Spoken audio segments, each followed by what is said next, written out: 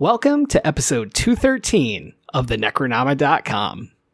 Throughout the month of October, author and editor Alex Woodroe is joining us as we take a deep dive into Guillermo del Toro's Cabinet of Curiosities. Today's episode, The Murmuring.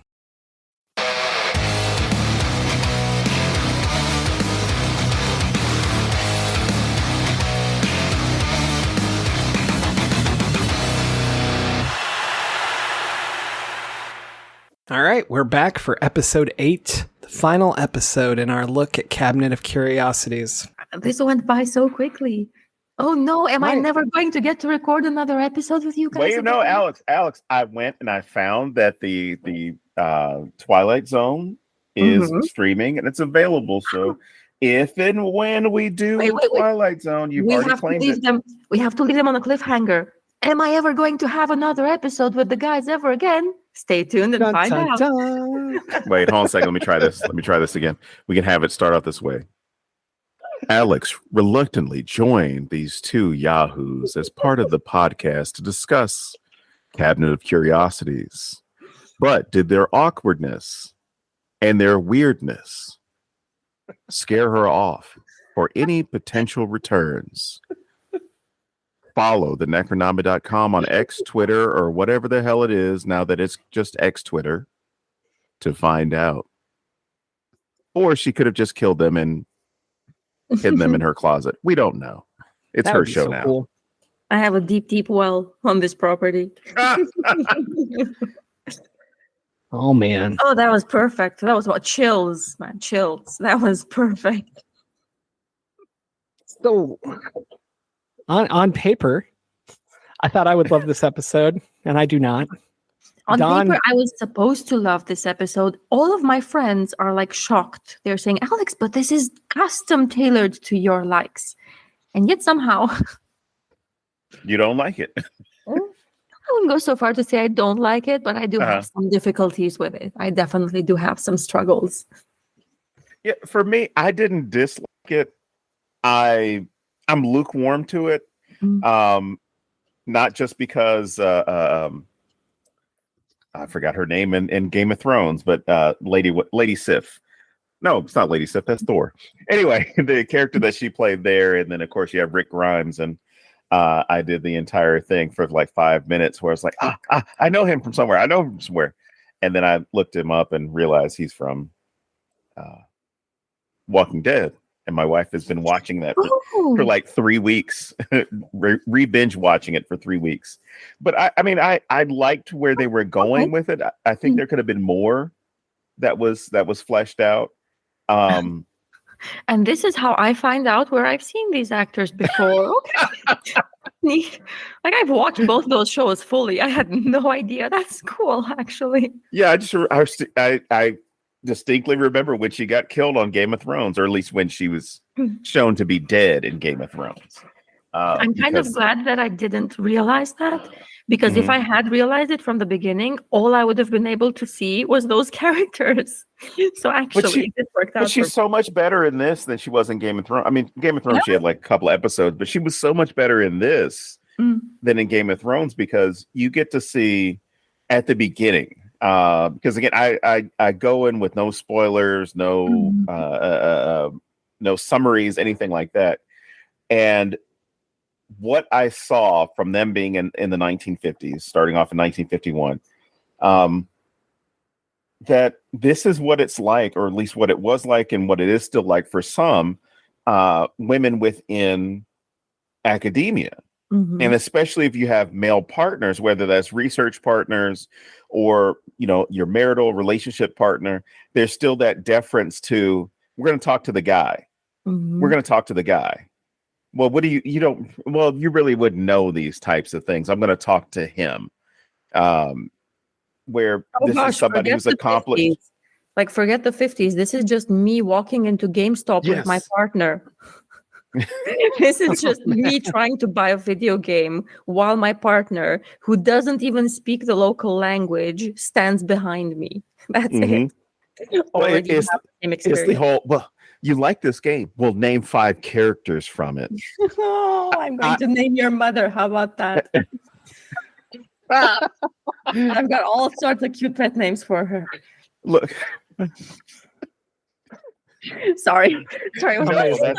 That's perfect. No, because that's something that's still real, and that's why I said it was happening in the 50s and still happening for people in academia. But then you also have people happening in their regular lives, because I didn't even think about the whole a woman wears t-shirt with band name or wrestler or TV show or whatever, and there's some incel, because that's really what you are. That's all you are. That jumps up and is like, well, if you like Nirvana, name the 3 members. I'm like, shit, I can't remember the second guy. I know David Grohl. I mean, me as a guy who listened to it, I remember David Grohl and Kurt Cobain. I can't remember the other 2 guys who played guitar for the band. Like, I don't remember. So people use it as this weird test where I'm sure she had these moments where, are you sure it's this kind of bird and it's not this? You know, as far as completely questioning her or not even referring to her as doctor. Which you get that whole moment where they're presenting their research and her husband says, well, you need to talk to her. I mean, this is what she's been doing. She's been doing this portion of it, but there's still that refusal. Like, no, you're a man. I want to talk to a man. You don't even care. Yeah. What is it with these women and their fallopians and uteri and all these weird things that we want to regulate and don't understand what the hell they are? I only talk to a penis. I need a penis to talk to.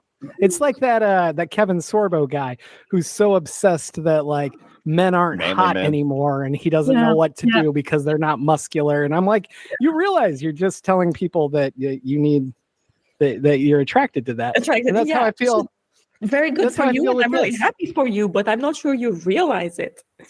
But that's how I feel with like stuff like this, or like car salesmen who blow my wife off and like want to talk to me, and I'm like, dude, she's the one that makes money. Like you really want to talk to her, trust me. But like, I just always think it's weird, and every time I just want to go, oh, you need a penis to talk to. I see, because then people get really weird about it all of a sudden. Like, well, no, I don't want your penis. And I'm like, yeah, I'm pretty sure you do. You didn't want to talk to my wife. So all of a sudden you can kind of tell it's weird. Can you even imagine? Can you picture the sheer volume of blue teeth jokes that this woman must have received in that academic environment? And the worst thing about it is, can you imagine how every single guy who made a blue teeth joke did it like he was the first guy to think of that joke? That's what drives me up the wall, because I can hear it. Like I can just, the algorithm in my brain can put together the experiences I've had in life and create the exact image of all of the times that a guy made the blue teeth joke to her, like it was the first time somebody did it.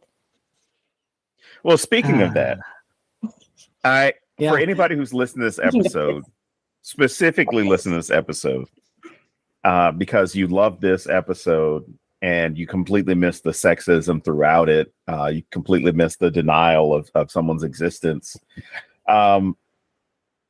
If you happen to be a middle school teacher and high school teacher and you're a woman, the young boys have been conditioned to thinking that the best way to get a free touch time, I guess is the way you can approach it.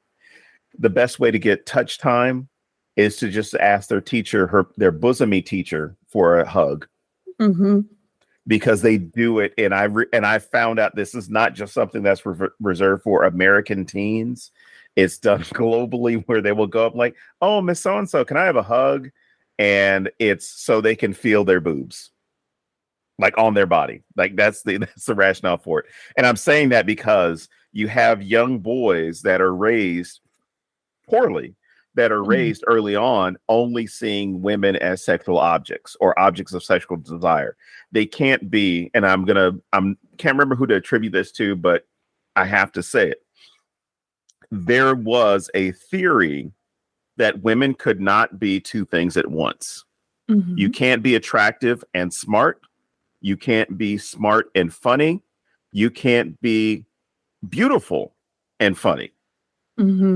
So this whole idea of, well, you're one of those things, So it's only ugly girls who are scientists, and I'm saying girls because it's always the patronizing language. It's only ugly girls that are scientists. Pretty girls, they can't tell jokes, or if a girl can't tell a joke, she's not pretty.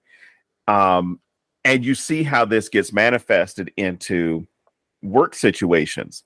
I'm not going to have a woman that's going to be my boss.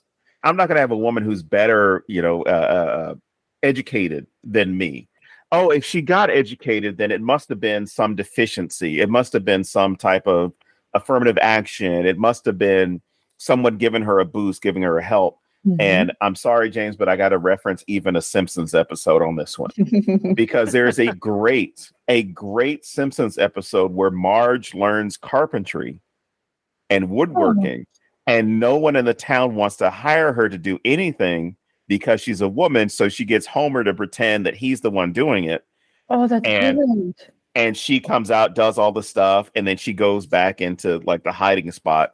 And all the guys, because it's the same thing that they wanted, it's been done by a man, they look at it as great. And when they finally find out that Marge was doing it, it's like, well, it really wasn't up to my specifications. This wasn't done the right way. I really don't like this.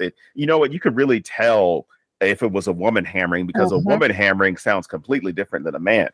And you have this just spread out completely to where these boys become adults or adult-like, and they carry on those same beliefs that a woman can't do X because I've always believed that a woman can't do X, despite me seeing somebody in front of me who is an engineer, seeing somebody in front of me who is an avian specialist, having somebody in front of me who is a chemist. I'm seeing them, but they're the exception, as opposed to there is no difference here. It's just the small-mindedness you have with somebody's ability.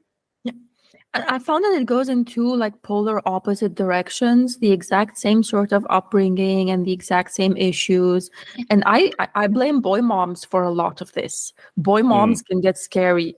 The specific people who identify as a boy mom, and call themselves that comes with some things, and they can get scary.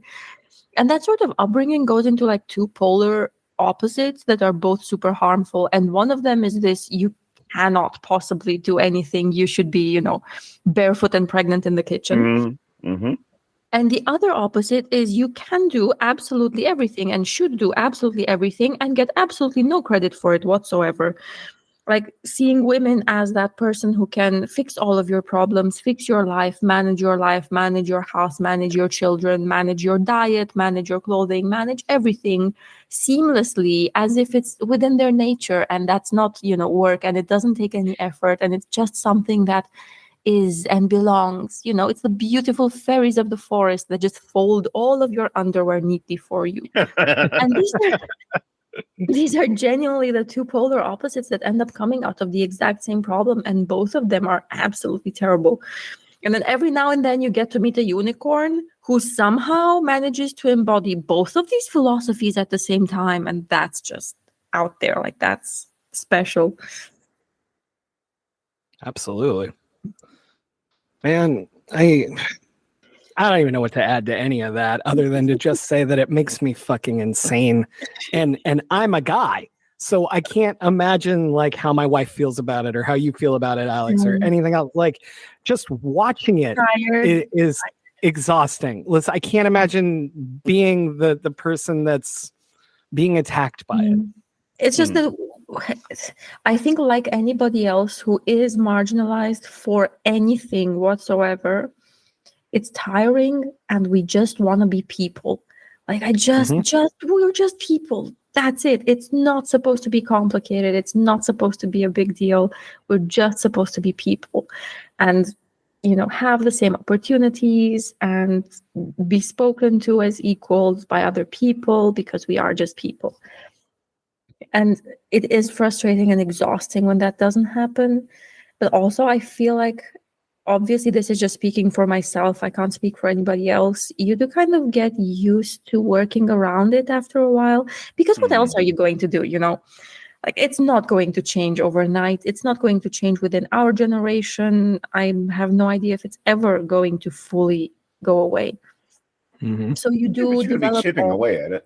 We have. I'm just sort of worried that we might manage to invent new ways to do it to people as quickly as we get rid of the old ones. I don't know. But you do kind of find all of these sort of mechanisms to live with it anyway, and to follow your passions anyway, and to do what you want to do and live the life you want to live anyway. And I do like that about this character too, that she is in this life, which must have been incredibly hard for her. Her name is Nancy, I think. Yes. Mm-hmm. Must have been incredibly hard for her on several, levels. And yet she is so very fully committed to this life. And I like that about her. Well, I think you also see the gender dynamic come up again between her and Ed and Nancy, where they're in that new place to do some research. Mm-hmm. And it's obvious, like, he wants to be intimate with her. He wants to have sex with, but he starts kissing, and it's very clear that she doesn't want to. Mm-hmm. And it really hits home at the end, because she's making it clear, like, I'm not ready. And his frustration then becomes, when are you ever going to be ready? As far as getting over the grief of the child that they lost. Mm-hmm. When it's showing the way the gender dynamic can be represented well, in the sense of how men are taught to get over things. Mm-hmm. And then how at least women are here too. Yeah, yes, what I mean. As far as like, I mean, as far as the philosophy of they're being told to get mm-hmm. over things, and mm-hmm. just being told that they should get over it means that, hey, it's time for you to stop crying. It's time for you to stop worrying about this. Mm-hmm. Time for this to stop consuming you. Whereas you would be conditioned, especially this time in the 50s, that you should have your time to grieve. And you've got this conflict taking place between the masculine instructed response to trauma and the feminine instructed response to trauma, mm-hmm. where he's saying, I don't understand what's wrong with you. You should be able to get over this by now. It's been a year. We should be able to have sex. We should be able to go on and have normal things. And she's looking at it as, not that she's verbalizing until the end, but she's not ready for this. And then at the final end of this, she mentions, I'm ready to talk. And whenever there's somebody that's going through some type of trauma, some type of experience like this, you can't rush them into talking about it. You can't mm-hmm. rush them into healing. And the male gaze of it is looking at it as like, she's spending way too much time worrying about our dead kid. She needs to focus on me now. Yes. Not she needs to focus on her healing. She needs to focus on me. On the living kid. Yeah. And that's all I saw was like, it's like, this guy does not understand. He has not had a conversation mm-hmm. with his wife about what she's going through. And I mean, as far as a conversation of like, you're willing to talk, I'm willing to listen. It's more, I'm going to tell you what you should be feeling. Mm-hmm. And if you don't feel that way, there's something wrong with you. So, I mean, there are a lot of layers to what's being discussed, a lot of layers what's being analyzed. Mm-hmm. I think it could have been done a little bit better. But again, I don't dislike this one, but it's not one of my favorites. That is one of the scenes that I did struggle with a lot. When we see that whole, she doesn't want to do it because she's grieving, it bugged me. And I mm-hmm. kind of wasn't sure why at first. Is it just because it's such a common trope? Because it is, right? That is a very common trope. Even to begin with, the couple who are grieving the loss of a child in horror movies is a surprisingly common trope. Yep. Which is fair enough. That sometimes happens because we as a society are processing some things, and it has to happen, and it's a good thing. But I feel like this sort of bugged me especially because in my head, it was normalizing a dynamic that in reality is only about as normal and common as any other option, mm-hmm. right? So I live in probably this fantasy universe in my mind in which that sort of reaction to grief is just as normal and valid as many others, including both of them not wanting to have sex anymore, both of them really wanting to have sex all the time, neither of them caring whether they do or don't, all of them wanting to have sex with other people, like a million other options that could happen, right? That in my imagination, they're all as normal and valid and fine as this one, except this is the one that we've seen over and over and over in movies, and like the other ones are not. So I sort of had this feeling of, why are we still pushing on this one same option over and over? What is it about this? Because it does give this sort of like, it's always the woman gatekeeping sex vibe, you know. And then this whole thing where sex is used as a sign of whether or not the relationship is going well, which again, in my imagination, that's only as common as any other option, where yes, it can be, but also people cannot have sex and their relationship can be going fantastic. Right. And there's a bunch of other options, and we just never get to see those. We always seem to get to see this sort of, interplay.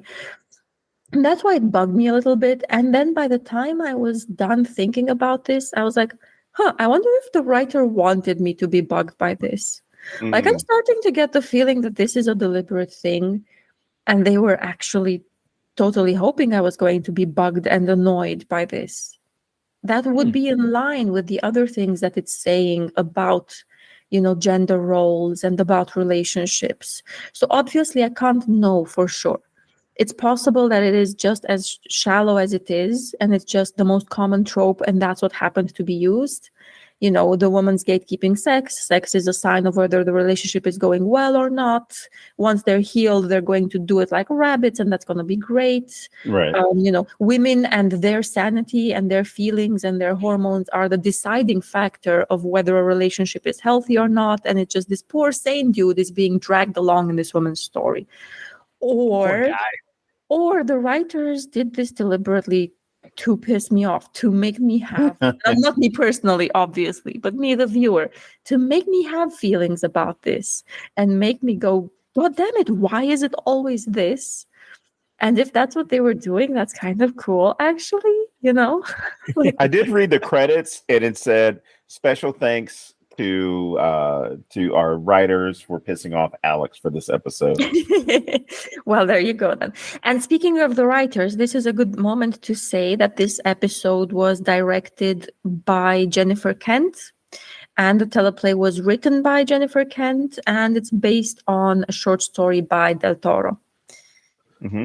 And that is the last interesting, time I'm going to do this for this because season. I would have assumed that it was based on the movie that Jennifer Kent made with the lead actress from this called The Babadook, which is also about loss and children and even birds, because there's birds in The Babadook, and this is basically The Babadook Island Spirit. Sorry, that was an Animal Crossing joke. I don't think this is the right audience for that joke. I mean, I live on Animal Crossing, so it was the right joke for me. Perfect. But what? I have friends there.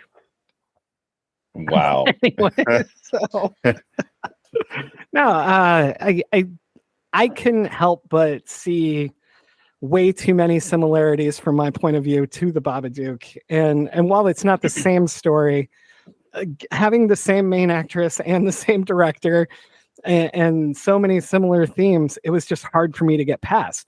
And they're not the same, but I don't know, it was odd to me.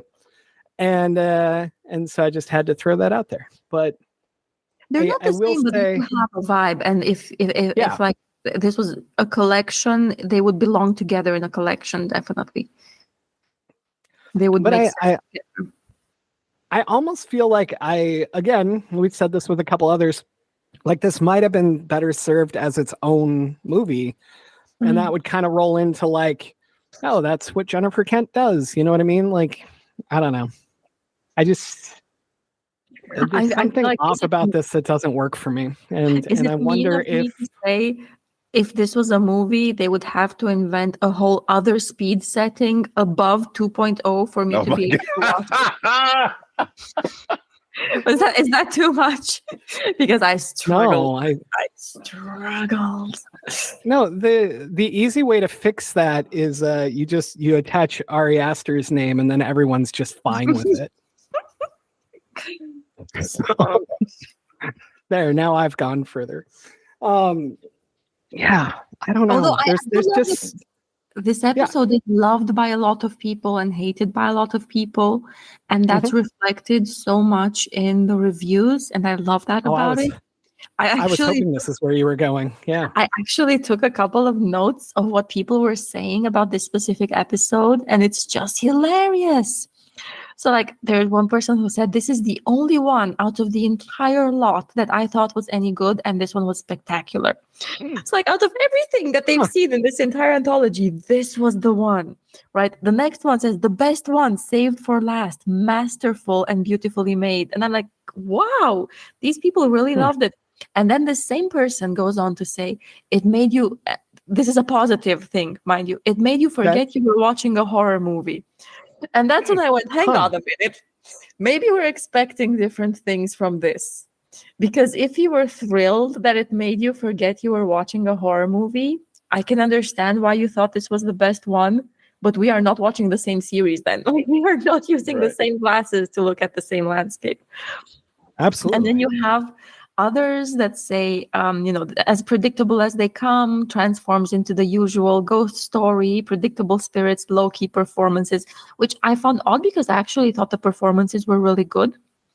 And then somebody else says, a slow burn, nothing sandwich. I forgot I was watching something that was supposed to be scary. So that's basically the same review as the one above, but they're like on completely opposite poles. One of them was happy that it wasn't a horror movie, and the other one was miserable about it. Somebody said it's a hidden gem in a collection of Gorefest movies, and these just make me realize that, right, we're not watching the same anthology. We are not. Somebody else said they should have had one of the Lovecraft episodes be the final episode because those were the best. And I'm like, now I know we're not talking about the same thing. And they said this was like watching paint dry. And then my absolute favorite one, which I had to read it over and over just to be sure I was reading it correctly, says, I generally adore Del Toro's work. And I thought, okay, this isn't necessarily specifically as an episode Del Toro's work, but okay, go on. And they say, while most of the other episodes seemed to wander and serve as nothing more than a showcase for all of Del Toro's disturbing creations and writing. And that's when I went, hang on, have you read nothing about this anthology? And she says, this episode is absolutely his best directing. Well, good for him. I like how the point about ignoring women's presence. Yeah, right. That's what I was shooting for. Like, it's great that he found a way to get credit for what a woman did. Ignoring this plane of reality in general, like that is so far off on so many levels. And I thought it's incredible how much people's expectations of what they think they are watching play into how they end up receiving the final work. You know? Yeah. It makes me think, what if I'd seen this episode as a short film rather than the episode of an anthology? A short film from an independent filmmaker in one of our little, festivals in the park projected on a screen. I would have probably flipped. I would have probably loved this thing in that context. Yeah, I agree completely. Right? Context changes everything. I kind of want to start a new feature on this show where we pull out some reviews and read what people thought. Oh, you better believe I'm doing this every time from now on because this is hilarious. I love this. Just reading through what people thought was so fascinating. That was the real horror movie. Well, it's like I was bitching about this before we started recording, how I keep seeing people say that they went to Saw X and haven't seen other Saw movies. And I'm like, who the fuck starts with the 10th one in a movie and then goes online and complains that the movie didn't spell things out enough for them? Like, that's the weird part to me. That's the confusing part. Yeah, if you just went and you were like, okay, well, that wasn't for me, I would get that. Like I could see, or you leave and you go. I didn't understand much of that, but maybe the fact that I didn't see the previous 9 has something to do with that, right? maybe it's a me problem. I always assume things are a me problem. I'm eternally fascinated by people who just walk through life not assuming everything is a them problem. That must be so lovely. It's very strange. Imagine ignorance is bliss thing. Yeah. They must be those people who like get into bed and within 3 minutes they're already snoring. Fuck you guys. Yeah, I was gonna say I really hate those individuals because they honestly have no care in the world. Yeah, I'm envious of them, obviously. It is unfair. I'm not saying they should have all the cares. It should just be more evenly balanced among us. Man. Okay, but also it's time for the first weird Alex question of the episode. Okay. Woohoo! You have to spend 2 weeks isolated on an island with either a partner, your partner, or with one other person, either your partner or a best friend or a colleague. Okay. There's no internet, there's no phone signal, there's only a shared space in which to live and hang out. Mm-hmm. Is that a nightmare situation for you or a peaceful vacation? And who are you going with? First I have a question. Does my computer still work even though I don't have internet? It changes my answer. As in to just write or paint or Yeah. Yeah, you do have power. Yes, you have power. So yes, it should. All right, cool. Okay. Just no connectivity, no phone signal, no internet, nothing like that. All right. Then sorry, Don, I'm not picking you. But oh, Jesus Christ. Don, it's okay. I'll pick you. I know exactly who I would pick, and I would have a great 2 weeks. I would pick my friend Vincent Cava, because when we get together and we can just write with no outside distractions, we can crank shit out really fast, and we are exceptionally good at workshopping each other's shit, and also like workshopping before you even start writing, like walking through what the story is going to be, and hey, that theme is there. I don't know if you're even aware, like what can we pull out of that? And honestly, having, would you say 2 weeks to do that with him? Like I could come back with like so much shit that's maybe not finished, but I could just sit down and word vomit and get drafts done. And so that sounds like fucking paradise to me. Okay, noted. As long as he has cigarettes and alcohol. If I'm there with him with no cigarettes and alcohol, I'm dead on day 2, just so you know. Day 2? You're actually going to make it the first night? I can run for a little bit. I love this. So it's not that he's dead, you're dead. Oh, yeah, no, he'd kill me. Yeah. Okay, good to know. Making a note of that. Hi, Vincent. Well, since James made it personal, James, you're not welcome at my sleepover for 2 weeks either. It's probably in Mexico, so I'll be fine. I was gonna say, for me, where I am right now, that would be ideal. Because James and other people give me shit for the way I write, which is I write by hand first. So not even needing a computer. I think I sucked all of the air out of the room for a second there. Why? Because you write by hand. That's fascinating. Look, that's my process. I don't know anybody who does that. That's so cool. Now, mind you, I write until I get to the point where I'm like, I should go ahead and type all this stuff up. Yeah, fair enough. But I mean, there will be thousands of words that have been written down by hand before I then go, all right, I should type this up. So I mean, it doesn't matter if it's an article I'm working on, whether it's the fictional stuff, whether it is dissertation, like everything I've been I cannot start with the blank page on Word or any other type of word processing. I tried that. I can't. Grocery list. I could never do that. That's so cool. Well, my wife was able to find like I guess a good medium where it's one of these electric not an e-reader, but an e-notebook, right? Like a remarkable. So that allows me to write all the stuff out by hand that I want to, and then it saves it. And you even have the cloud function on here where it'll just link up with whatever you have. Anyway, long answer to say yes. Yes, I would. Because the first thing I wrote down about this house was like, I would love that house. I would live there. I mean, aside from the hole in the roof, but I would, that would be ideal for me to get stuff done. Because if there's not, hey, there's, somebody's like, oh, whatever movie's going to be on TV tonight, or there's a game, or somebody wants to go get some. If I have food and electricity in a place like that, I'm good. Give me whatever books I need to take with me. Give me whatever paper, whatever electric notebook, computer, whatever I need. Because I would have the same result. Well, I mean, not the same result as James and Vince, but it would be the same result as far as like, I went there to go work on something. I had 2 weeks. I had no excuses. So even a movie like Castaway, people are like, oh my God, that's so horrible. It's like he was on an island by himself. Yeah. Some of us were watching that movie aspirationally. That's what people don't get. Some of us were like, yeah.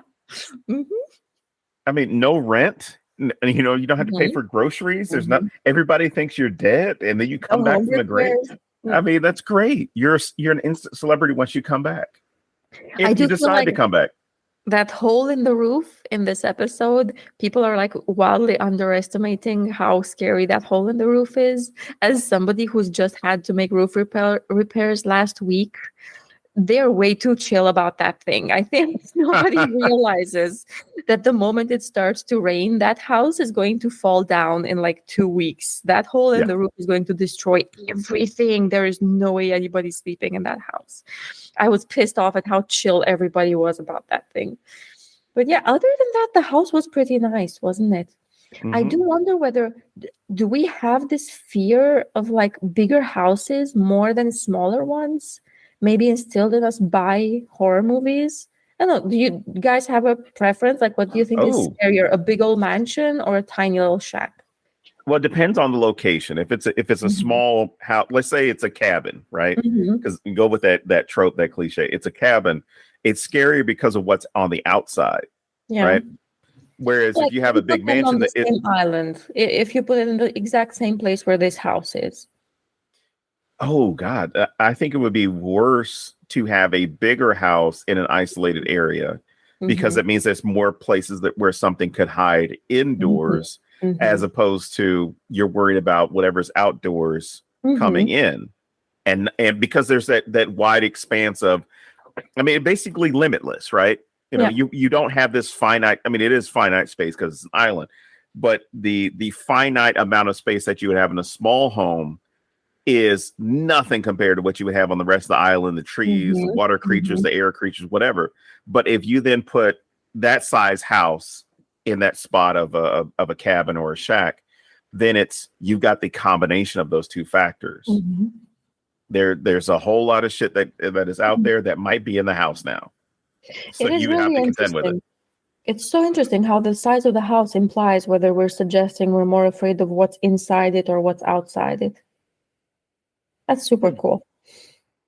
Let's look at it as hiding. Like what is hiding?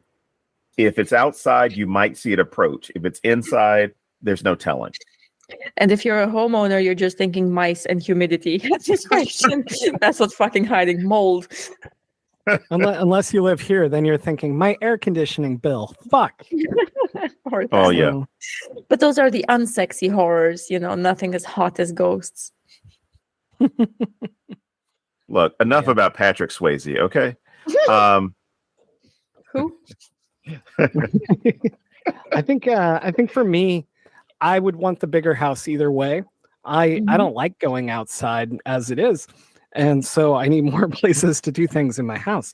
But if I'm at all scared of what's outside, I want more places I can go. Like, I understand what Don's saying about things could be hiding there, but I just want more places I could hide, or you are more the thing places that are hiding there. Yeah, just not to get it cornered as easily or that kind of thing.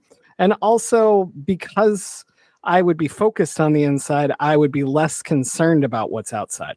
So that's my personal answer. Yeah. Okay. What about you, Alex? Does the house size make a difference for you? It's not the size that matters. Sorry, that was a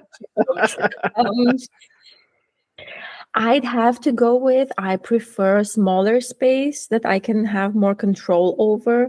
I feel like with a smaller space, I know where everything is. And because I have like really severe anxiety, that matters a lot to me. Whenever I'm in a place, like in my home, I know all the sounds it makes.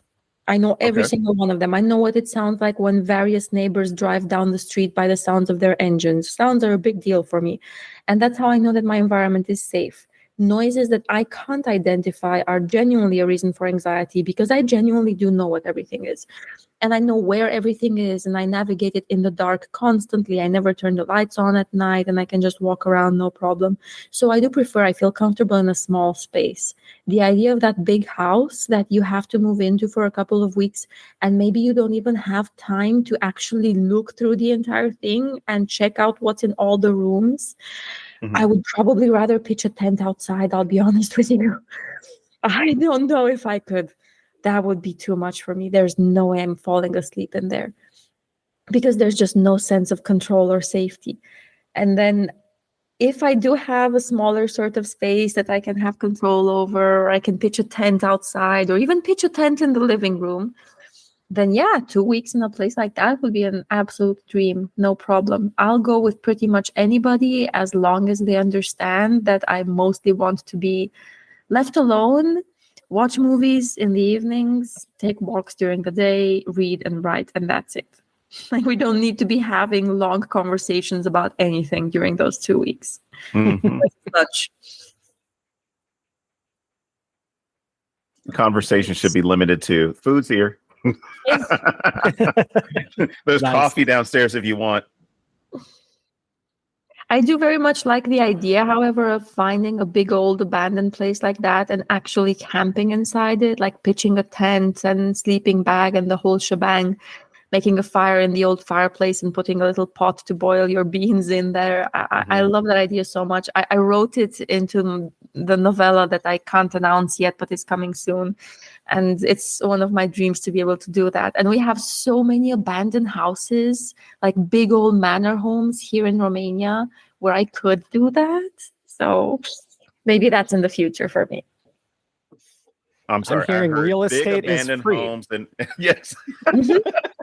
I was gonna say all I heard was big abandoned home, Romania. I'm like, man. Oh gosh, gorgeous places, absolutely stunning. These like old manor houses from wealthy families that no longer exist, that are just completely abandoned, doors hanging open, big old towers, like remnants of castles, really gorgeous places. And some of them like genuinely intact. Some of them have better roofs than the one in this episode.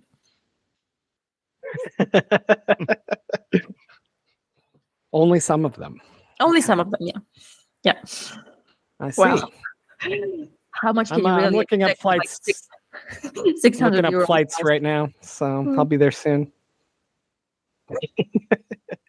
One of the things I really like about this, kind of switching gears, but also kind of not, I love the juxtaposition of their like science brain versus when they start encountering things that they can't explain and can't logic away, whether it's just her or, just even him kind of trying to bring her back to using science instead, and how that can't be real. Like, this is how we think logically, kind of thing, I really like how well that's done in this. It doesn't feel overly forced to me when it very easily could. Like, it just feels like this is who these characters are. So the writing is really solid there for me, but also just the way that she gets away from that and how she kind of moves towards believing in other stuff very quickly. Whereas he thinks, oh, this is a locked way to think. And I don't know, I just kind of wanted to see what you guys thought about like how that plays into this episode and the story overall, as well as just like if you thought it was well done as well. It's interesting because some of the most scientific people that I know are also the most superstitious at the same time. I've never seen this like sort of either this or that mentality. Of course, there are people out there who have it, definitely. But to me, it was like such a natural and normal thing. I know scientists who love getting their tarot cards read. Like, it's not contradictory at all. And people do contain multitudes. So to me, the way I interpreted it was that, she was just truthful about it, and he was just in denial, not wanting to consider that. I don't believe for a second that he actually genuinely has no superstitious bones or no fears in him. I just felt like he was just so tired of all of this and so tired of her having feelings in his presence that he just didn't want to consider any of that stuff. And so made a choice to act like it wasn't real to him for a while. But yeah, no, I didn't really believe that as being genuine. I think deep down inside all along, this guy was like, yeah, she's probably telling the truth. I just don't feel like, embracing that right now. I don't have the space for it. And for me, it felt more like I haven't seen it, so that can't be. You know what I mean? Like not necessarily that it's there or not there, or I don't believe her. Just solely, I haven't experienced that. That mentality of personally. Yeah, or even the mentality of that guy was always good to me, so I can't believe you're. But like it feels the same way. It feels like I haven't seen that, so no. No, you're right. What do you think, Don? Well, I was gonna say that's very valid because if he's looking at it from an analytical position, it is going to be, I have to look at the data. I have to see evidence. Because one of the things, like when I do the tours here on campus, I tell people, like, we have all these historical things that are here on campus, these artifacts that are in plain sight, but we have to be able to back that up, where we look at something on one building that happens to be a bullet hole.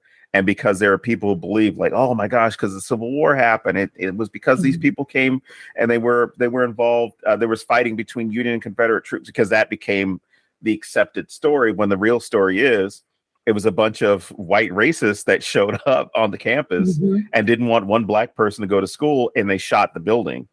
And that was the one thing that's there.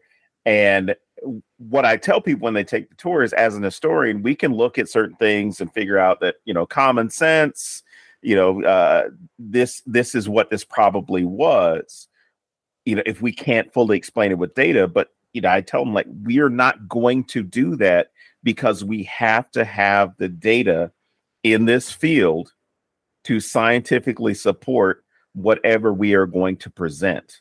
So there is never a moment where we can look at it and say, like, hey, there are probably some ghosts in this building, which I do sometimes talk about. So there are probably some ghosts on this building, if you believe in ghosts, because so many people died in this building. So it's possible that it's there, but there's been no proof of ghosts. So I can't tell you legitimately that we have found something in this building.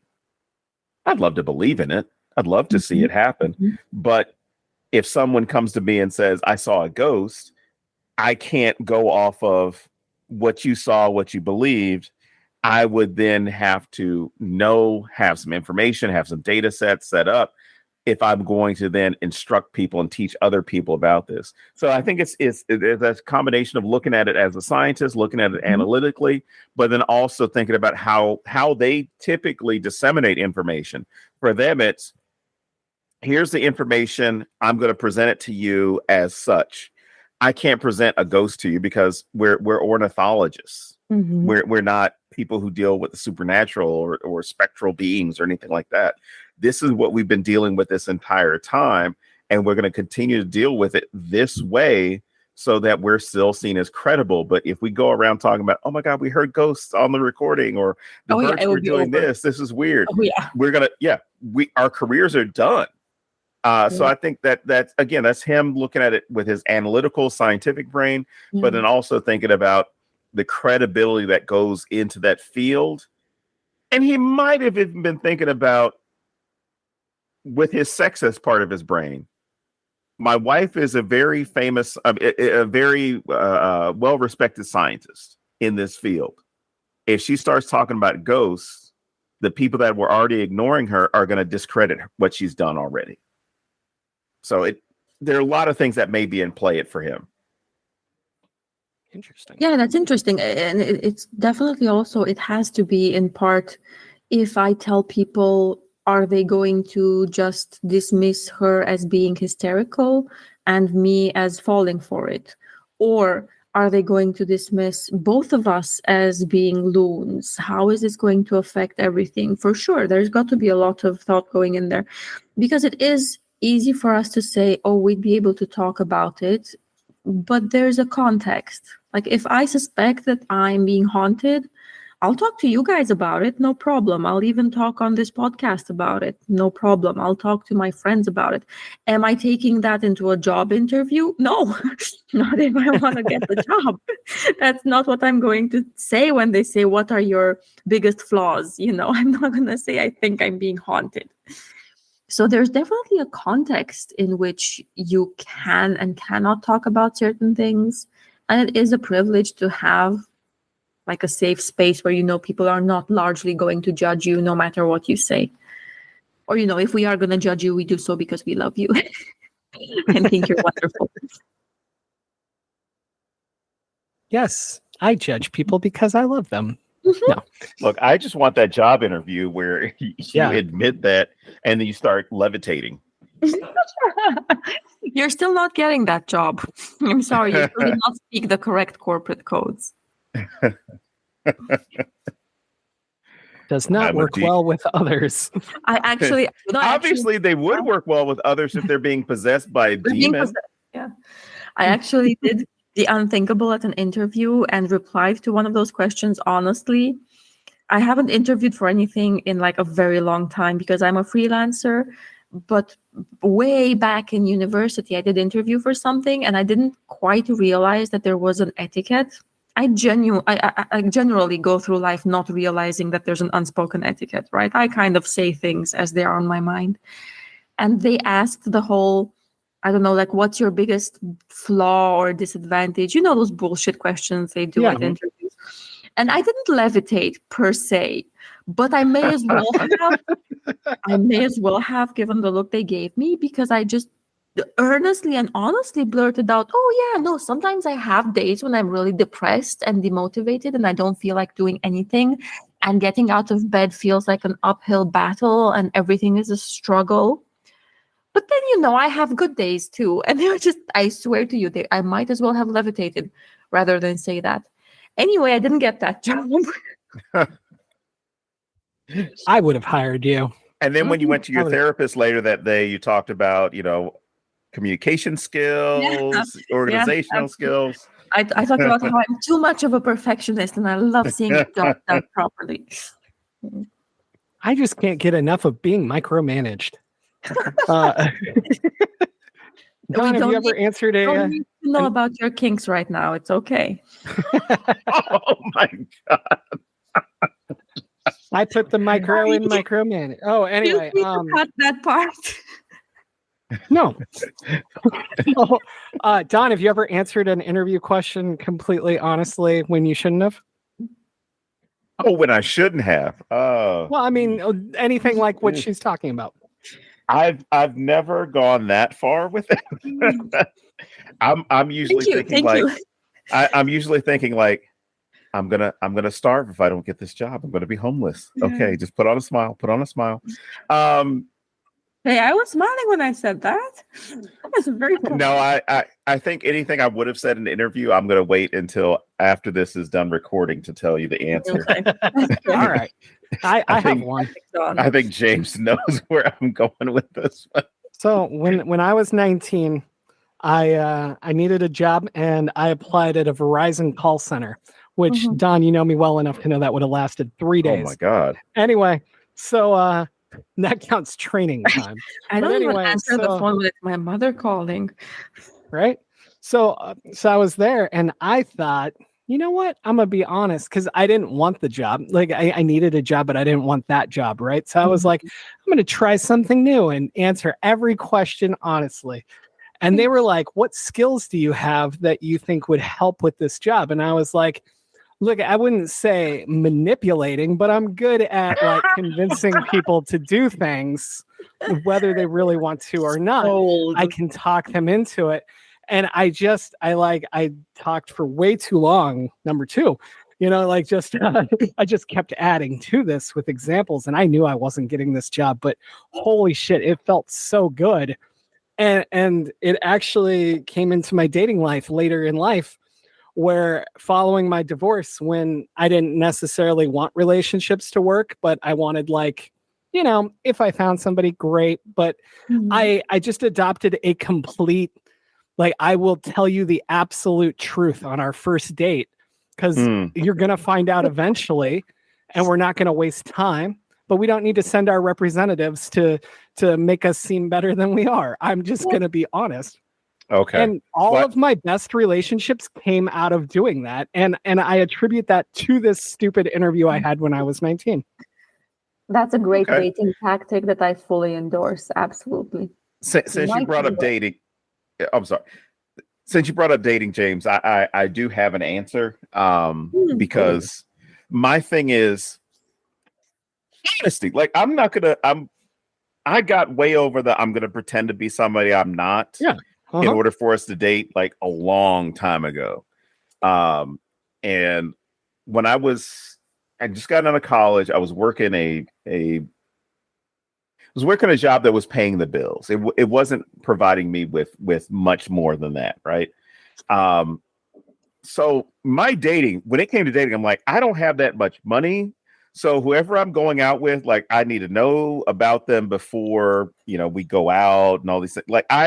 I don't want to have to find out 3, 4, 5 dates down the road. This is not working. I need to know that you're somebody that I'm going to be able to vibe with. Right. Mm-hmm. So I did online dating, which was basically, for me, I was honest, or at least I feel like I was honest every time I would put myself out there, because I'm I don't want to waste time with the wrong person. I like this. I'm into this. I love, these are my interests. This is my true weight, my true height. Here are pictures of me. And several of the people I matched up with, I went out with, and then one of the individuals I went out with initially, I was like, oh, she's very, very, very smart. She's interesting, blah, blah, blah. She's a PhD candidate at this school. This is the kind of person I could go, do well with. She was studying history at a very good university with people that I knew of. And in the pictures, it was she had a motorcycle, she had cats, and she had all this other stuff. So, we're just hanging out, go out for a dinner at some Mexican restaurant. And so I started bringing up things, again, I'm awkward and sometimes flat. So I will ask a question that's part of the conversation. It's not necessarily to lead you anywhere. So we're just talking, and I think I was dropping her off or whatever. And I said, oh yeah, I forgot you had, she said something about, oh yeah, I better get in here and feed my cats. Mm-hmm. And I said, oh yeah, I forgot you had cats. And she was like, how do you, I said, it was on your profile. You had pictures of you and your cat. And she then responded, who memorizes a profile? And I was like, I didn't memorize your profile. There were cats in the picture. So needless to say, we never went out again, because I'm like, that was weird. If I had a dog and there was a picture, I know. I was like, if I had a dog at the time, the dog's gonna be in the profile photo or the account with me, because it wasn't just one picture. You would have 5, 10 pictures that some people would put up. So I just thought it was weird. I'm like, why would I not know that? I'm going out with you. I met you through this website. I would know, that you had a cat. It kind of makes me wonder, how many profiles was this person seeing and looking at on the daily that they no longer remember anything about them by the time they actually get to meet the person, right? Because that's what's happening there. I was like, this is weird. Yeah. I mean, maybe the question is off-putting, but I feel like if you'd shown up and you'd been like, oh, by the way, your tits look great in that black dress, I feel like she might have been flattered, just listening to this, and that wouldn't be weird to her, but somehow this is. Is that a common line for you then? Look, I found out when you introduce yourself. Yeah, I found out that she was looking for me Oh. on Facebook at one point. This was a few years ago, because I didn't know that if somebody has been looking for you, they'll show up in your friends. You might know people if you don't have any connections. If they were looking for you, they'll show up in the people you may know. Interesting. Yeah. I didn't know that. Yeah, I was informed by somebody who Claudia will quickly tell me, like, if somebody shows up that you immediately go like, who the hell is this? As part of the people you may know, odds are they were looking at your profile. And Facebook thinks that this person must know you. That's why they were looking for you. So we're going to go ahead and give you the nudge to look at their profile so you can possibly add them. Oh, that is slightly creepy. Yes, it is. I can't even explain why, but that is slightly creepy. But, we should be worried about TikTok. I can assure you I'm more than capable of being worried about all of them simultaneously. Yes. I love professional anxiety over here. Trust me, I can manage this. This workload is not too much for me. Okay, speaking of relationships and this wonderful episode we're supposed to be talking about. Oh, we're still talking about it. I know. No, but seriously, speaking of relationships, I do think that one of the things I really struggled with was theirs. And I know this is a personal thing and might not affect everybody equally, but I do struggle with people having like constant serious arguments in front of me, tones being raised, that sort of thing. And so much of this episode is just one constant argument. Yes. And I think the fact that it made me deeply uncomfortable and just made me want to, fast forward through it is a mark of how well it was done, I guess, because I might have not had that reaction if it wasn't credible. Mm-hmm. And I was wondering, does it feel that way to you? Does it feel credible? Does that feel like a real argument? Did you have any sort of like flashbacks to your own argument? Well, let's just say the passive aggressiveness that's used in this movie, it's very clear.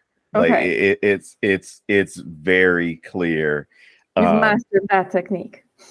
Like I've seen people, like you've talked about how those conversations have happened around you. I've seen people in restaurants, school campuses, co-workers, whatever, get into those same types of arguments / discussions, and you're just thinking like, not in front of me, please. Not in front of my salad. My poor innocent salad. So it is credible. It wasn't just me. It genuinely feels like a very real argument people are having. And the sort of way it just goes round and around in circles a lot. And the way it feels like they're talking about different things sometimes, like they're communicating around each other, but not with each other. And like they're talking about different things, and you sort of just want to sit them down and help them because clearly they're not listening to each other.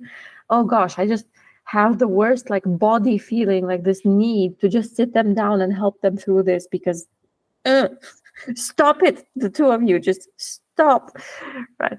So that's not just me then. No, because when you talk about other things being brought in, this is me. This is me not being a non, literature major person, and a non-English major person. The whole idea of like that, the finding the embroidery and the embroidery you could see as representing freedom. You could see the same thing with Nancy as far as like she was looking for some type of release. She was some type, and in her case, a release from the grief, from the trauma. But then you could even make that argument of the release from, when you hear this phrase so many times throughout the movie, I'm so cold, the release from like this whole relationship where it's just become work. There's not the hi honey, I love you, everything's great. Hey, I'm gonna go over here and I'm gonna say something goofy to you, or I'm gonna play around and be enjoyable. But you just get the sense that the relationship itself is cold because of another factor. Not that they don't love each other, but just that they can't be brought, they can't bring themselves into being what they used to be. Yeah. And it must be exhausting to be constantly, as a couple, parsing and processing all of this stuff, constantly working through all of this stuff. Like that genuinely takes a physical toll on you, coupled with the fact that they're clearly not sleeping well. At least she's definitely not sleeping well, but I think both of them are not. So it must just be overall super tiring what they're going through, and it's like a vicious cycle that's not going to leave a lot of room for any sort of fun or play. And in fact, as an episode in general, this one doesn't have a lot of humor in it, does it?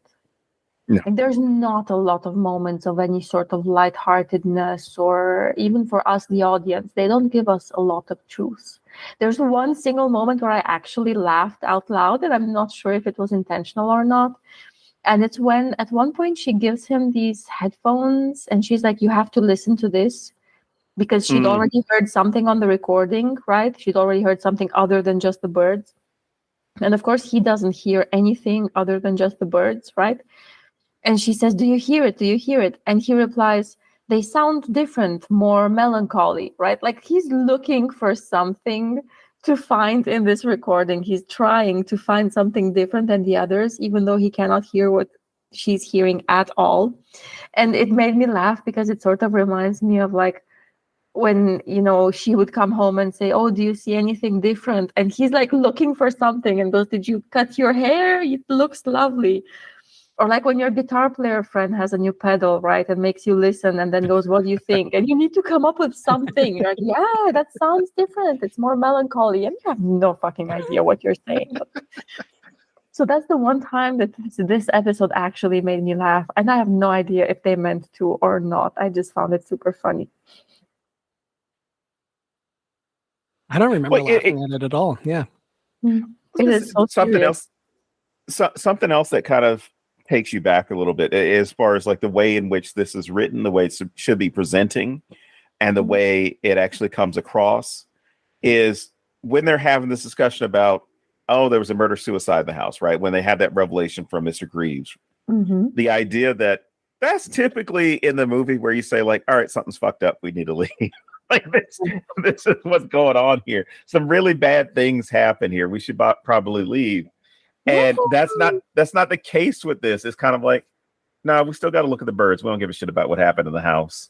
I do feel like that's a very American trope, because you guys are the ones who don't have, you know, your houses genuinely don't have as long a history.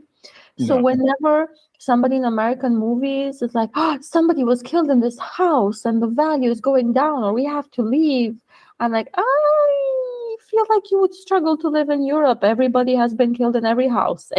All the houses, there's no such thing as a house that, I mean, they're 600 years old. People have died in this very room. That's just something that's super normal here. The ghosts are bumping into each other. There's so many of them. Yeah, it's getting crowded. They have to take numbers and alternate even numbered ghosts on even numbered days. It's a whole thing. Oh my gosh, I want that story. That the idea you had like a tiny home, or you had a duplex or something, because you would have to write it for an American audience. But it's some old colonial home that got turned into an apartment or whatever, and if you've had hundreds of people who've died there, and they have to take a number as far as which day they get to do the haunting. Ghost lottery. There you go.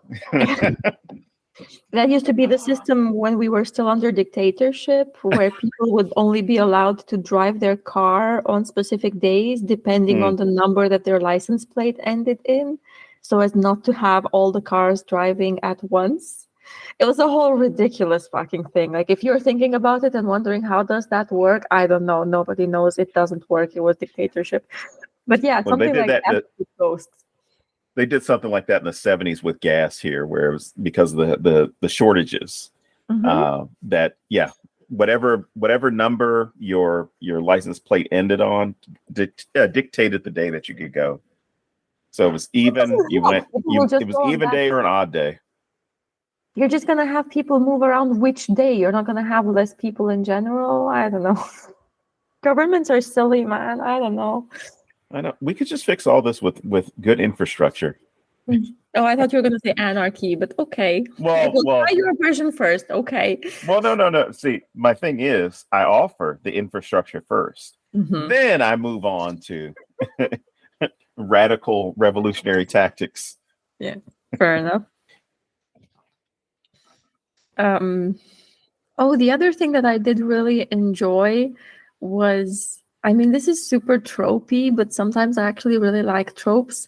Have you ever noticed how whenever somebody takes a bath in a horror movie, that's like guaranteed to be a jump scare always, every single time. The moment she got in that bathtub, I was like, okay, now it's happening. Now it's all coming down.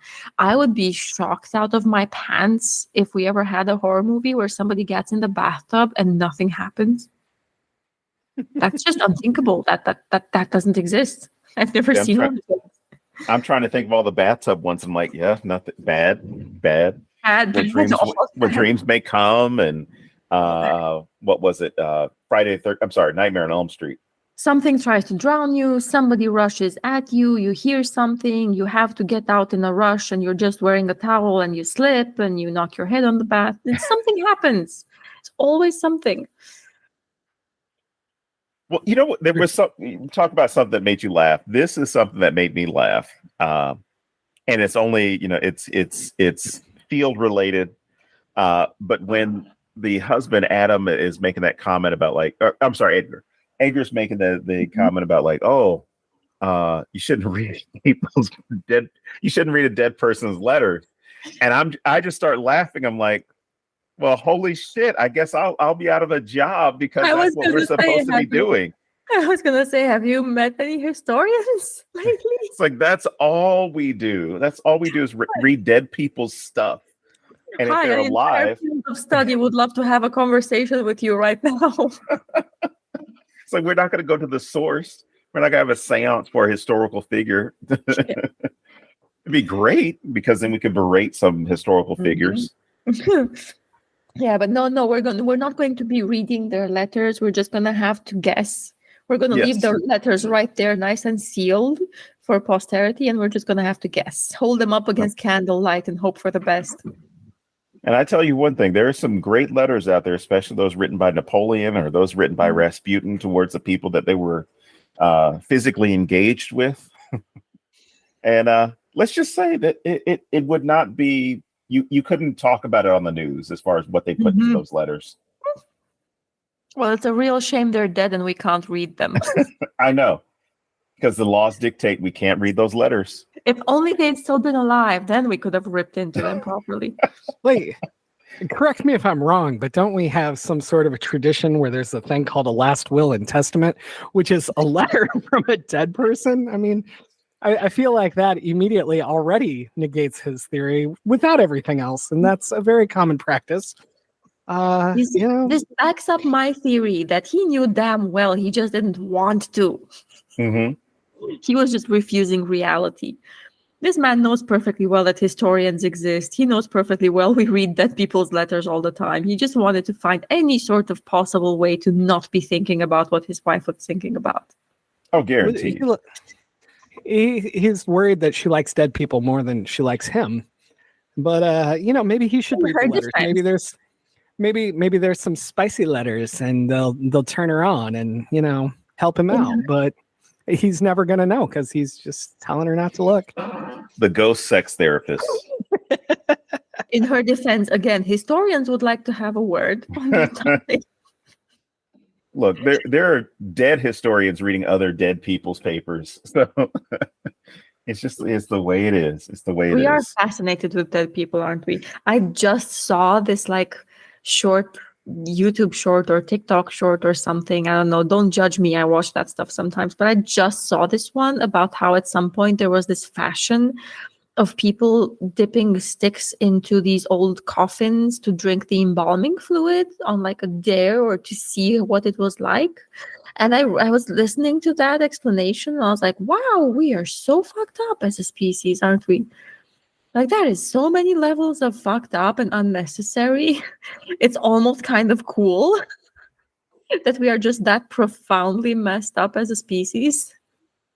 That some of us decided to drink embalming fluid just to see what it's like. I've seen a good number of weird things that people do involving the dead. I didn't know about the sticking, basically turning people into Capri Sun. I've never seen someone turn into a juice box. Yes. Maybe it's the new mystery flavor from Coke or Mountain Dew or one of those. What is that, embalming fluid? That's the mysterious purple flavor you guys seem to have.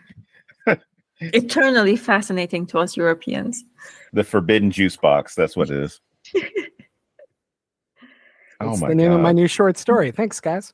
Oh, I like that. That's actually a very good title. Oh, man. Yeah, I think out of all the things I was judging this couple for during this episode, her fascination with dead people was the last on the list. That was not. If anything, it's weirder how fascinated they are by birds. And actually, I was thinking, isn't it interesting how one of the things I really like about the episode, how it takes something that we're not normally actually scared of and renders it ominous somehow. Because, I know we've had other films, notable ones in the past on the topic of birds, but I wouldn't say it's a super common fear in horror movies right now, right? If anything, we're a lot more spooked by like underwater schools of fish and the unknown in the dark depths of the water and stuff. Than we are of just a regular flock of like sparrows or something. That's not a normal fear. So I thought it was really cool to try to take that and make it scary, and definitely more difficult than something more conventional. Whether or not anybody actually succeeded in making any of this episode scary is up for debate. But it definitely tried, and I super respect that. Well, and like even the stuff that could have been kind of spooky, like you take the whole thing about how they're not normally above shrub level, right? Yeah. Like I'm sorry, that's just not scary. I'm so sorry. I cannot. But I'm saying, like, from their point of view, I can see how that would be weird and unsettling, and but it's just lost on us. That's like, as much as I will give you. We are in the era of climate change. Animals do not behave like themselves. Trees do not behave like themselves. I do not believe that this guy believes in climate change. No, of course not.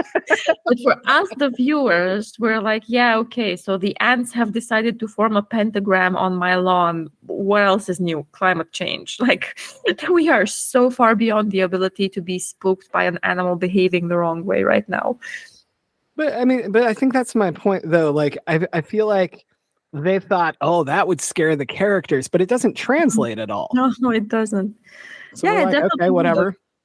Well, because then you start expecting the birds are going to do something violent, or there's something. Yes.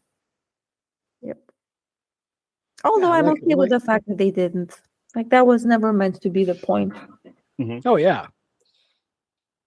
I will say, I bet that guy was so mad when the birds like give her freedom at the end. I bet he was so mad that he didn't get that on film. Oh, that's so callous. But yes, probably. You know what I was thinking throughout that whole scene? This is horrible. This is so dumb. And at the same time, this is probably the smartest thing I have to say about this episode. I was just looking at that really moving and touching and epic scene and thinking, how is there no bird poop anywhere? There is no bird poop anywhere on this island. She's not covered in bird poop in this scene. The attic was not covered in bird poop. There's just no bird poop. How did people just forget about bird poop? Because that's the thing. Is this like one of those I want to live off the land aspirational Instagrammers that have never set foot on a farm? Is this somebody who just went, oh, birds are fascinating, and they just do not know that bird poop is a thing? So yeah, that was my very profound thought throughout that entire Well, according to the internet, birds aren't real, so they wouldn't poop. So, ghost birds and ghost bird poop. See, that would have been a fascinating thing if he was walking around like, look, they don't poop. That would have been great. I would have watched that. That might have actually gotten me to be slightly concerned. And then he could bottle it up and sell it to that girl in episode 4 as a skin cream. And you never know. That might be the origin of what was Aloe Glow? Aloe Glow. Yeah. I was actually, for a second, I went, which one is episode 4? Because I can never remember them properly in order. And I was like, is that the painter? Is he selling bird poop as paint? Would that even work? This is the secret that's been hidden in these 8 episodes. If you go back, all the bird poop that's not in this episode was in the other episodes, and we just didn't notice. But now you'll find it. Like there's some in the graves. The rats have been eating the bird poop, and then the rats, of course, the rats. Oh man. The only thing I still have in my notes, I really actually like the story of the family that was there before. And I don't know, it wasn't anything special, but I thought it was a nice little touch of her figuring out why this woman and her child were isolated from everybody, and then how she tried to leave and, what happened instead. And I really appreciated that was the story instead of just something bad happened to people, because I like that there's an actual story to the motivation, and it also very much plays story. And it plays into the themes that are going on in her life of being disconnected to your husband and this kind of thing, and the isolation, and not even the physical isolation, but the isolation that comes from being depressed or from not feeling like yourself and having no one you feel like you can go to. Like, I don't know, there's many levels of isolation here, and I liked how both stories played into it. It's true, that backstory is great. It's so complex and layered and real feeling. Like, that could have been, I say this in a very good way, that could have been like one of the darker Jane Austen novels. That could have been, a real full-on book. That's how much complexity is in that one little bit of backstory. I did really like that. And even the way that the I don't know what he is, the caretaker or whatever he is, the guy who brings them groceries, even the way that he knows the history but won't talk about it. Just we don't touch that, I don't know. I like all of that. It was so well done. And so I feel bad saying I didn't overly like this episode, but I think there's something missing for me and I don't know what it is. There's a lot to like about this episode, and I respect the hell out of it. The imagery is stunning. The writing is really good. The characters are really good. This is a very good episode. Objectively, it is. And the reason why some of us may not necessarily have clicked with it is absolutely personal. And it's super evident in these reviews and in the way people talk about it, and in the way some of them gladly and happily say, oh, you almost forgot you were watching a horror thing, and this isn't gory, and it's not like one of the other gore fest ones, and this had actual emotional depth, and this was subtle, and this was more like a literary piece. And if that's what you were hoping to see, that's what you're going to love about it, and it is beautifully done for that. Whereas if you're somebody who was expecting the horror and the gore and the fun and the humor and the chaos and all of that stuff, it's just not the right episode for you, and that's all it is. It doesn't have to mean it's objectively a bad episode. And it makes sense that the three of us all kind of have more or less the same stance on it, because we are coming from more or less the same place. We all did have more or less the same hopes. And we are here for the horror, and we are here for the tropes, and we are here looking for specific things. And this one was just doing something else, and that's fine. Obviously, some people really loved it, and for many, it was the favorite of the season. So, well, from the reviews. Yeah, isn't that cool to see though? Mission accomplished. You were somebody's favorite. Fuck everybody else. Fuck us and our opinion. We don't matter. That's right. We only just recorded an hour and a half for 2 hours talking about it. We don't matter. Who cares?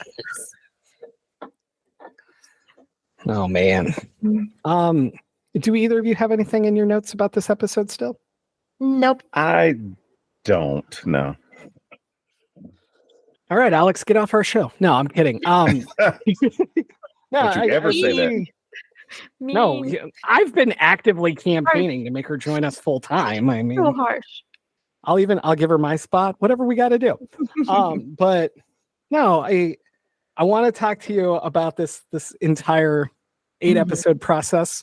Other people don't know this, but we've been recording this for 2 months now, off and on where we can. And I wanted to know first why you picked this particular show to start with.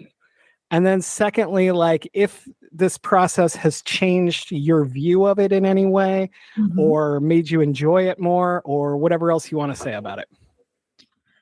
I think the main reason is because, I work in publishing, and if you're somebody who works in publishing, you are already nodding along and going, yep, that's the reason, that's enough. In case you don't know what that means, is that in publishing, it is so incredibly rare to find people high up on the ladder who are willing to turn around and help the people coming up behind them. It's so incredibly rare. People say they will, and then they end up in certain places and they forget. People are always looking forward, and it can be a beautiful thing too. We're an ambitious lot of motherfuckers, right? We are always looking forward. We are always looking for the next accomplishment, the next accolade, the next book, the next thing we're going to do, the next thing we're going to put our names on. And that creates wonderful things, and it has dark sides. People are always looking forward, and not a lot of people turn around to do something for the ones coming up behind them. And I believe so much in how important that is. I believe that once you achieve a certain level of fame, basically your only purpose should be to give back to the other people around you. And in publishing, that's rare. And from what I'm hearing in cinema, that is even rarer. So to have somebody like Del Toro champion other people is a very big deal. That genuinely does not happen often. He doesn't need to do this. He doesn't. He absolutely does not. He could have done anything else. There is not a single objective benefit to him from doing this.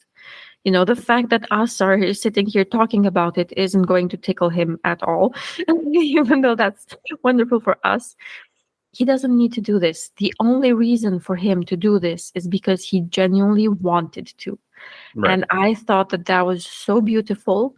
And I think that whatever the rest of us can do to encourage more of that happening, we should be doing it. I don't care if it feels like you don't have a big enough platform or your voice doesn't matter enough or not enough people are listening. If the only people you convince are 3 of your friends, that's 3 more people who are convinced who wouldn't have been otherwise, and that matters.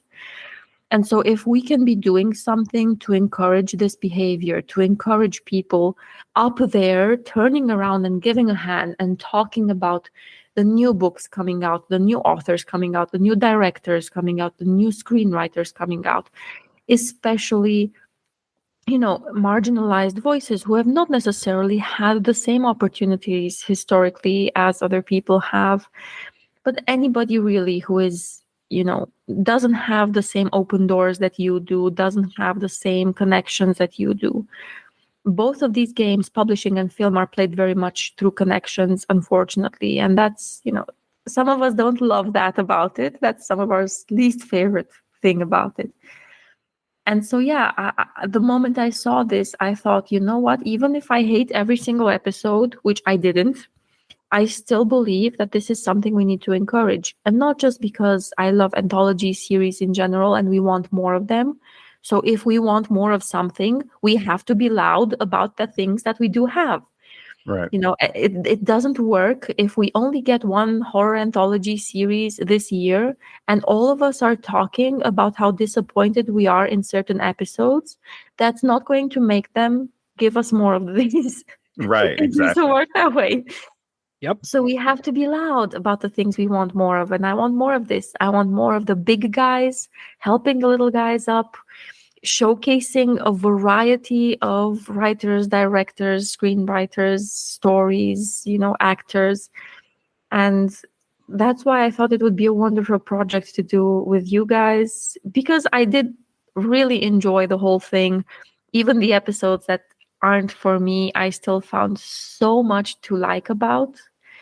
And that's the other thing, that while we were doing this and while we were recording, I ended up finding so many things to love about the episodes I didn't love, and respecting so much of the artistry in them and the writing in them and the visuals, and finding out about the subtler things that I totally missed but you guys noticed, and finding out who the actors are. That's always fun for me. But yeah, I did genuinely find so much to love and respect about every single episode. And when we started, I could have easily listed off which ones don't work for me. And now that I look back on them, I feel like all I'm seeing is the stuff that we talked about that was interesting and was profound and was fun and was creative and was different. I love that. Yeah. Nice. So yeah, Don, if do you have any? great, we have to talk about them more. That's the answer. Yeah. No, I completely agree. Don, do you have anything that you want to add to that about your own feelings? No, there's nothing I can add with my feelings other than I hate that this is coming to an end. Because I've enjoyed our talks. I've enjoyed our conversations. So I'm going to have to find another anthology series.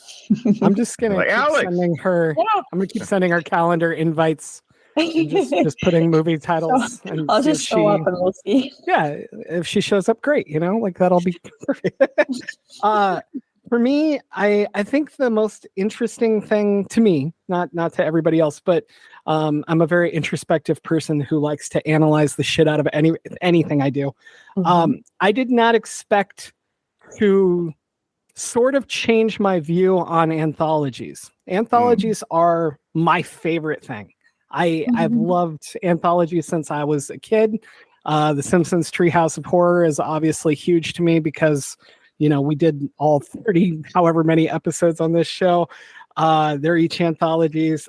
Even reading, I love anthologies. I love getting different viewpoints and stories from different people and finding things that I didn't know were out there. And what I learned in this process is that while I personally very much love the creep show, EC Comics kind of feel, I really liked this because it also showed me how much an anthology show or movie could be more like anthologies I read, where I'm finding something totally different. Mm-hmm. And I don't want everything to be, it's what I love, but I don't want everything to fit that mold, because then what is special about it, Right. And I was very rude about Dreams in the Witch House, and I didn't overly love this episode, but they just feel very much like when I'm reading an anthology and I finish a short story and I'm like, that wasn't for me, but that's somebody's favorite story in this book. Right. Yeah. And like you were just saying, be loud about it, right? Like, I just want content out there for people to find. Yeah. And maybe it's not for me at all. Like, I've taken a lot of shots at A24 movies being slow on this podcast, and other people love them, and that's great. Yeah. And in a way, I'm jealous that I don't, because I want to overly love everything I consume. Like, I love the creative process, and I love people. Like, I saw this thing in my head, here, check it out, and yep. And so it's a very long, rambling way to say that I really want a season 2 of this, even if I hate every fucking episode, because I just want more stuff like this to be out there for people to find the things that they love. Absolutely. The other thing that I thought that was really cool, I don't know if this ever happens to you guys with music. It must, I guess. I listen to a lot of music, and I've had lots of instances where the first time I heard an artist or an album, I genuinely didn't like it. And it took me multiple tries through the same material. And then at some point, it just clicked. Like, I was like that with Jethro Tull, with Yes, which are some of my favorite bands now. At some point, it just clicked and it became a part of me, and I got it. And I was either because I was in the right space, or I just heard it enough to hear the things I like about it. And I thought about how rarely that ever gets to happen with us, with movies and series. We don't tend to give anything multiple chances if we didn't like it. If anything, we do the opposite thing, where we will speed through it or watch it while being distracted, while talking to somebody, while having our phones in our hands, while thinking about something else, right? Whereas I feel like doing something like this with you guys and really talking about it and watching all of this for a second time and taking notes, it's sort of the same approach that I have with music, where you do give something another shot and you look at it more closely and you listen more closely. And that's when you actually get what is in there and what you find about it. And it is tempting to say, I'm going to try to do that more often with other things as well, even if I'm not going to end up liking more things, but at least I'm going to end up understanding why people do. Mm-hmm. And that's enough, that's fun, understanding why people like something. That's good study for us as writers and artists and creatives too. Then how would I go on X the day something comes out and tell everybody that they're wrong, no matter what they feel? Jeez. No, I have the singer Kesha. I don't know why, but I have this it's just tuned into my brain that I automatically love Kesha's stuff. But every single fucking time, I hate it the first couple times I hear it. And I literally got to a point with my wife where I was like, I'm going to play this 4 times on repeat because I'm going to eventually like it. So let's just speed up the process. and it hasn't failed yet. I don't know why it's Kesha, but I love everything she does. Did you just biohack your own entertainment? Yeah. Brilliant. I've never thought of doing that. That is brilliant. I wonder if it would work. But yeah, it could just be that I'm going to love it either way, or it could be convincing myself. I don't know. But yeah, I also just think it's really funny that it's Kesha for some reason. I don't know. I mean, realistically, if they do another series of Cabinet of Curiosities, if the first time around I dislike every single episode, I'm still going to be right here pitching it to you guys and rewatching them and taking notes. And I bet I'm going to love it more the second time around. You know, we're going to hit you up as soon as they announce it. They'll be like, it's coming out in 7 months. And we'll be like, Alex. So. Do you think they're going to do another one? They've got to. I mean, it was well received. Was it? I never really checked. Gosh, I hope it was. I mean, not as far as raving, as far as getting the crowds that Stranger Things would get. But it was well received in the sense as far as critics praising it, and we'll see. I mean, it just depends on where things go with the strike and. With any of the streaming platforms as far as what they're willing to give, considering how much they've been able to take. Yep. Yeah. We will see. And if all of that fails, we'll just do Inside Number 9 next, because that's a great anthology series. We've got plenty of material to work from. All right. I suppose we could wrap this up. We don't want you to go. No, not at all. How do we end this? Do we let's do this. Let's treat this like a normal episode. When we did episode 1, when we did episode 1, you introduced yourself and you promised to only do the intro once. So now this is the end of the episode that happened to be 8 parts long. So tell people where to find you on social media. Tell them about Tenebris. Tell them about your book. Tell them about anything else you want to push. And then we'll be like, and you can meet her in person at Spirited Giving in May in San Diego. Yes, you can. And I can't wait for that. I am Alex Woodroe, the annoying one in this trio. The one who can't see faces, has no idea who actors are, and generally doesn't understand subtext very well. So as you can imagine, the absolute perfect person to have on this show from every point of view. And I have a book out. You should read my book. You should buy Whisperwood. And if dark horror fantasy is not your vibe, then I'm also the editor of Tenebris Press, and we've got weird horror of so many different kinds, including anthologies for those of you who are interested. We've got an anthology of modern gothics. We've got one of body horror. We've got one of eco horror. We've got this project coming up next that's all about the dark meeting points between humans and technology that we are doing to raise funds to help people who are fighting against the AI takeover of the arts. So that's fun. And yeah, you can find us on tenebruspress.com. You can find me on Alex Woodroe, that's with an E at the end.com. But generally, if you go to tenebruspress.com, that's where you'll find like signing up to the newsletter, and you'll find me, and you'll find our books, and that's where everything is. It's easier to direct people to the website than to any sort of socials, because at this point, by the time the podcast is published, we might be on entirely different socials. So it does feel like kind of a pointless game. For now, I'm still on like porn Twitter, X, whatever it's called, but who knows? So let's see. It's getting harder and harder. Yeah, it is. We were making jokes. We were making jokes in our Discord server that it's just looking worse and worse, between the fact that us as writers have this major website that we're always checking for submissions, and it's called The Grinder. So now we're constantly on The Grinder, and we're constantly on X. So it's just looking really great to all of our partners right now. Talk about that really fast. Tell people about the Discord and like, just what happens there and why they should join and be a part of the cult that is Tenebrous that we all adore. We have a really thriving Discord server, and the easiest way to find it is, again, to go on tenebruspress.com, where you're going to find all the links to various things, including our socials and the Discord. And the Discord server has, I think, 600 members or so right now.